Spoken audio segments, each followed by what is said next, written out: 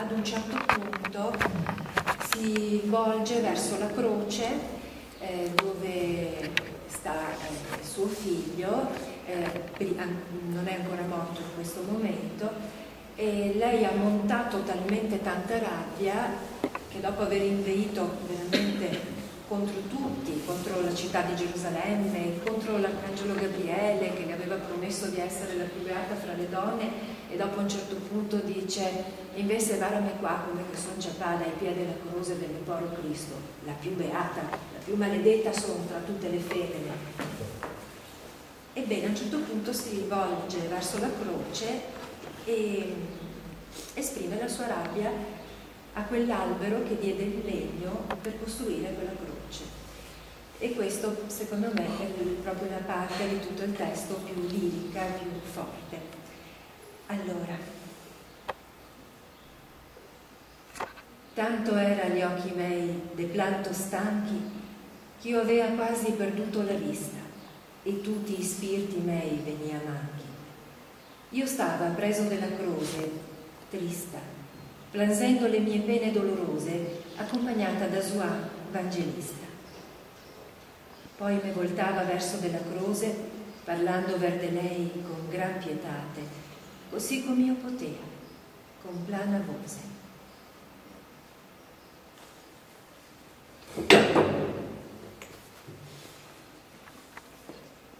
Donde has tu, disio, tanta crudeltate, che lo mio dolce fiol tu tegni fermo, con i piedi e con le mani attificate?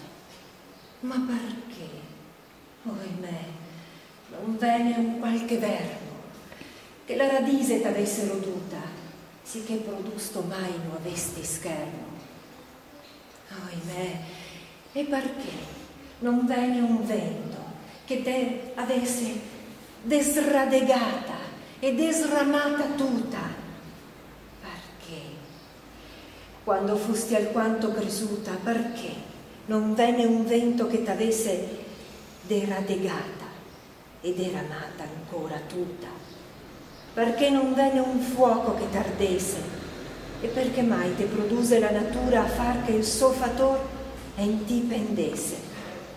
Perché non fosti trovata a misura al templo, quando mai non poté farse che tu cadesti ad ogni alcuna zontura? E la reina Saba perché non tarse, quando cognove che in ti dolorosa dovea tutte le mie legresse esser sì sparse? Perché non stesti ancor più tempo ascosa entro la terra, che sopra notasti per farne tanto trista e tangososa? Perché, dolente mi, così tanto durasti? Ma perché non te marsisti già da molti anni? O trista mi, perché te conservasti?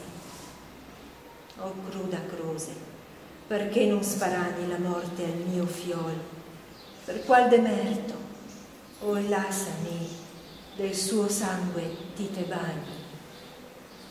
Quando tu eri una giovenetta rama, perché non fu le false apparecchiate, sì che fosti segata e posta in flama? Ohimè, donde ha tu tanta libertate, che colui che in cielo intera regna tu tiene fermo in la tua potestate? Io non so chi t'abbia fatto tanto degna, qui a quem cieli capere non puote, a star nel mio gremio tu non se desdegna. Croce, questi è lo mio fiol e non è il tuo, però te prego, che alquanto al manco un poco te pieghi su, sì che io possa toccare il corpo suo. Io ti domando questo, con tal preghiera, che veramente tu sarai ben cruda se questa grazia del tutto te me neghi. Io vedo la persona sua star nuda, e il corpo suo retorto a guisa d'angue. Deh fa che pietate in ti secluda. Ornata sei del suo prezioso sangue, e mai non produsisti un cotal flore come costui che sopra de ti langue. Ohimè, ch'io non rigai.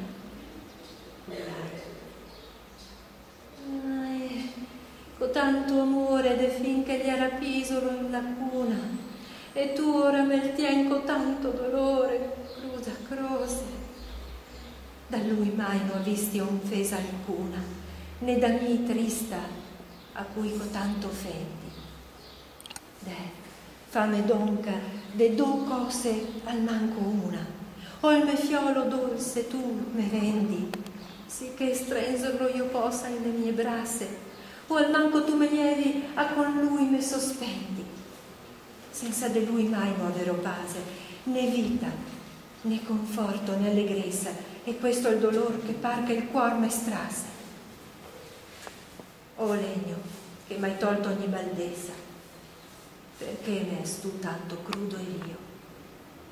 Così parlavi io a lei con gran dolcezza, deflecte ramos, arbor alta, che io possa toccare un poco, è il fior mio.